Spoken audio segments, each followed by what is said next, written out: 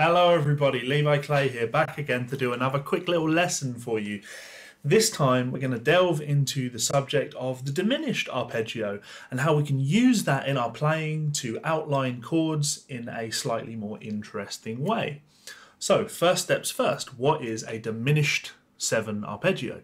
A diminished 7 arpeggio is an arpeggio containing the root, the flat third, the flat fifth and the double flattened 7th. So it's like taking a minor 7 flat 5 chord and then flattening that 7th one more semitone. That's the chord. In terms of the way the arpeggio is constructed, it's consecutive minor thirds. So if I take the note A on the 2nd fret and move up a minor third and a minor third and a minor third and a minor third and keep going, you get a diminished sound. Diminished 7 arpeggio. So you can think of it, as I say, as 1 flat 3, flat 5, double flat 7, or you can think of it as being 1 flat 3, flat 5 and 6. Technically double flat 7 though. So the important thing is to understand fingerings for these arpeggios. Now you'll see this pattern played all of the time.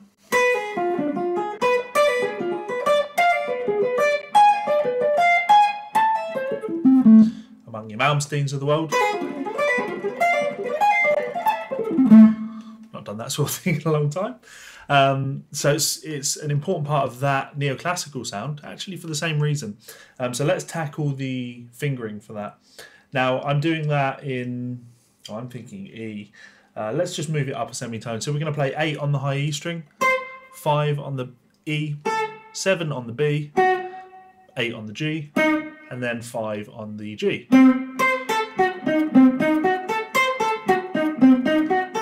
You can then move that up and down in minor thirds. So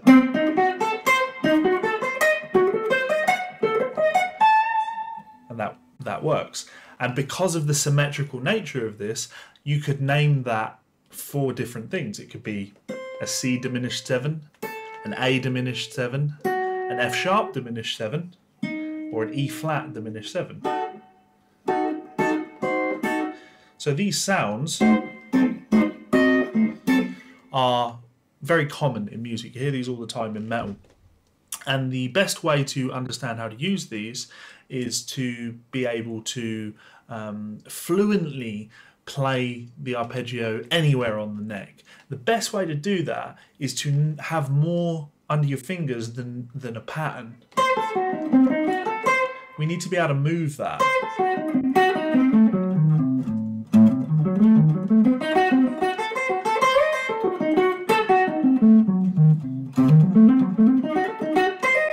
So what I like to do is to be able to play a diminished 7 sound anywhere starting on any finger.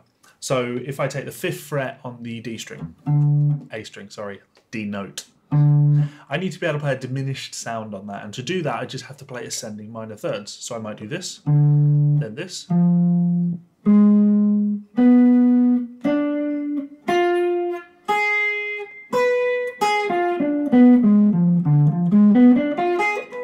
If I start on my 2nd finger, I might do this. Minor third.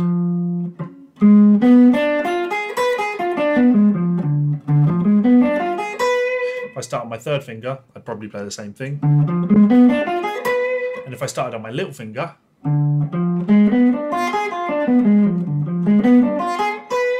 so getting the grips of that, being able to start on any finger and to be able to play these minor third, consecutive minor third patterns, diminished 7 arpeggios, is very useful. So that's the fingerings and things, but the question is, how do we use them? How can we use a diminished 7? Now, a diminished 7 chord is found in a few scales. We find it in the Superlocrian scale,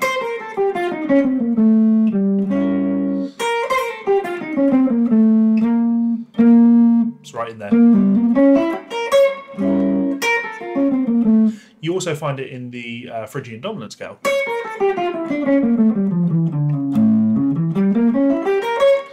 So we can use that sound anywhere we have a 7 flat 9 chord. Or really on any altered chord actually. Dominant 7 altered sound. And there's a rule, a simple rule that we have to remember.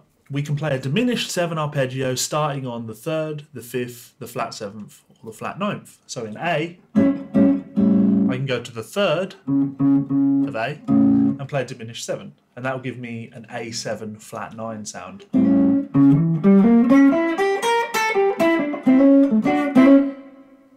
Same again, 3rd.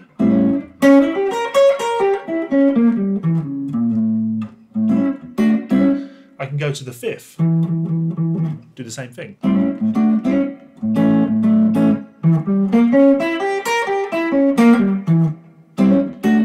Now, context is key. We'll do context in a minute, but it's just learning where we can play these. Same thing starting on a flat 7. So G.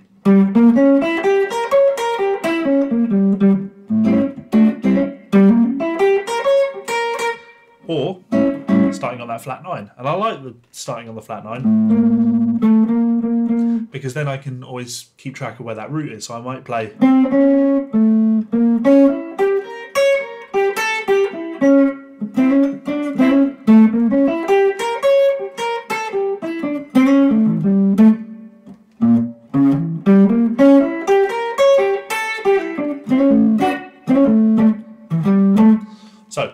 that's our rule. We can play it on the 3rd, 5th, flat 7 or flat 9. And the reason we do that, and this is very important, the reason we do that is to create a 7 flat 9 sound. So the final part is, well, where can we use that? We've learned how to play it. We've learned how you can extract this arpeggio substitution and why we do it. But now, what's the context? How can we actually use this? So essentially, any place where we might play a 7 flat 9 chord, an altered sound, we can use this. So just thinking of the blues, if I'm playing a blues in F, if I'm going 7 flat 9,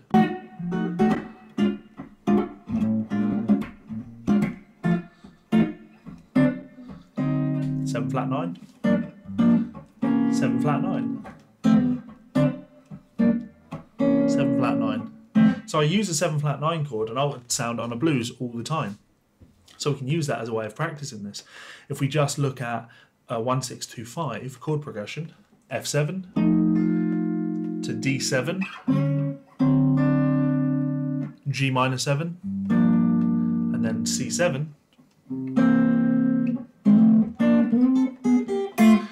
Any place where we have a dominant 7 chord that is resolving, so in this case D7 resolves to G minor and C7 resolves to F7, we can create this 7 flat 9 sound. So instead of D7, I'll play D7 flat 9 to G minor and again C7 flat 9. It resolves nicely. So we can use this arpeggio knowledge, we can use this substitution. And this came from, I've been practicing from the Bruce Saunders melodic improvising book. And he's doing scalar stuff and I'm always more arpeggio based. But this as an exercise is a great way of practicing. I used to practice this all the time back in the day thanks to Pete Callard, great instructor. So I'll play my 1-6-2-5 and rather than being boring and playing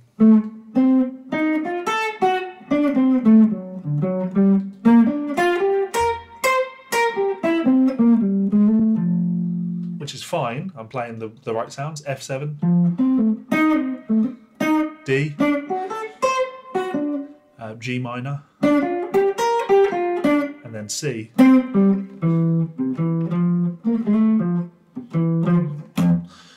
That works, but what's a little bit more fun is to use this diminished sound on the D and on the C. So I might play F, and then I'll play diminished. I'm on this, it's the flat 7 of F, it's also the flat 9 of D when the chord changes. I might play diminished, so I'll play and then resolve to G and then to C diminished, or sorry, the flat 9 of C, which is D flat, so D flat diminished, and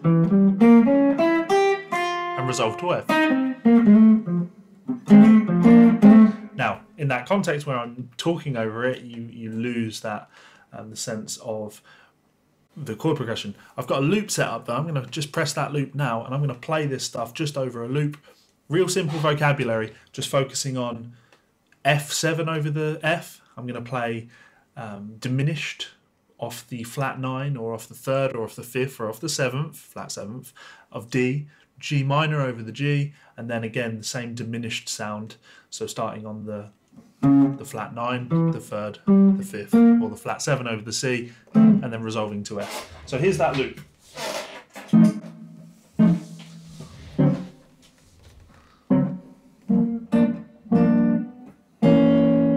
So I might play.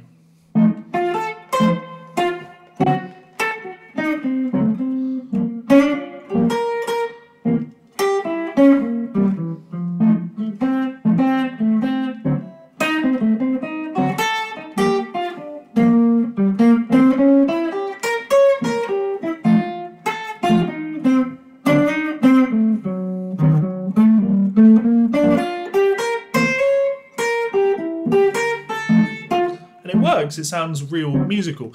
Now I'm focusing on playing rhythms and stuff, but you can practice this just playing 4 notes: 1, 2, 3, 4, 1, 2, 3, 4, 1, 2, 3, 4, 1, 2, 3. So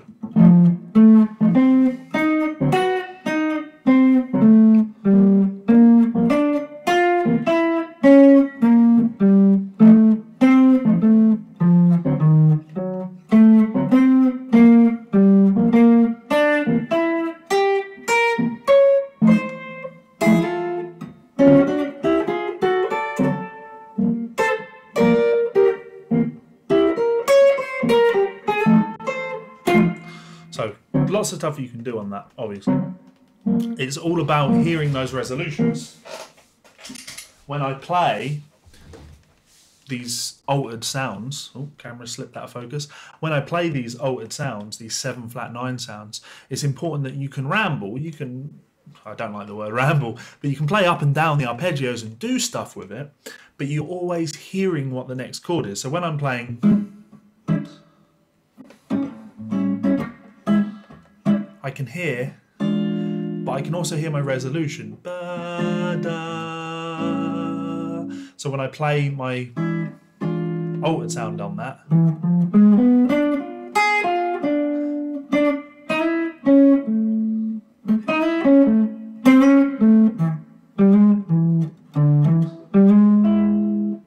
hearing that resolution is not only massively important, but incredibly difficult to explain. So the important thing to practice when you're working on this is to be able to do your 7th thing,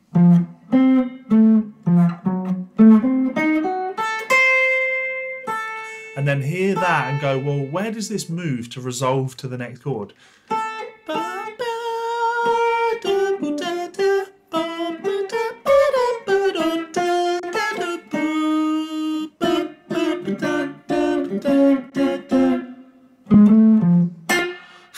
Always trying to hear a melody, hear a phrase. So when I'm doing that, no matter where I am on the neck, it could be here, F7.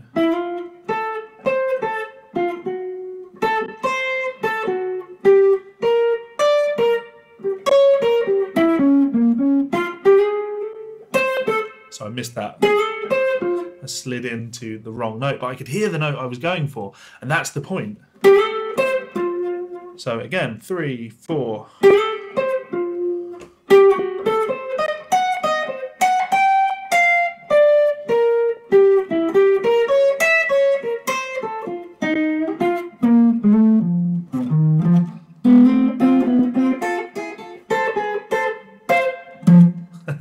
So lots of fun that can be done with that. And when you're practicing this, there are 2 ways that you can do it. With a loop, which is good because it helps you to, there's that guide, you can hear what's behind you.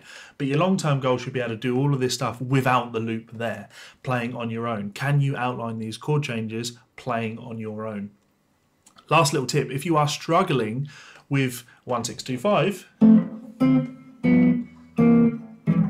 because that can be quite tricky to outline all of those chords, you can just focus on the first part of a blues. So a blues in F, again, from the F,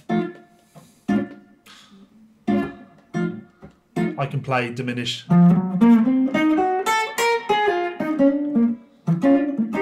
Back to my F. That's not F.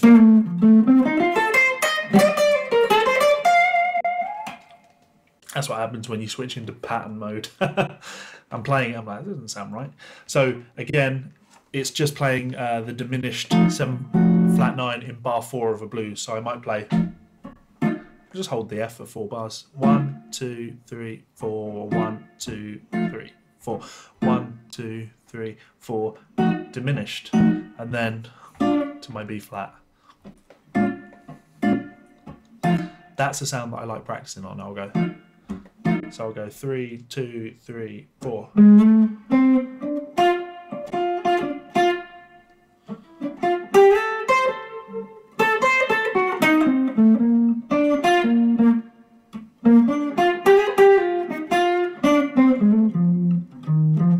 Again.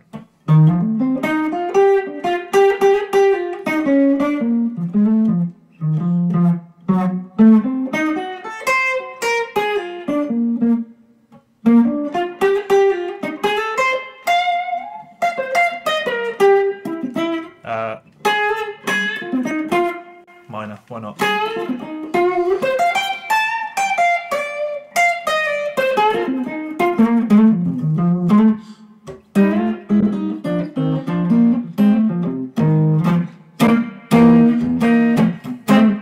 So lots of notes.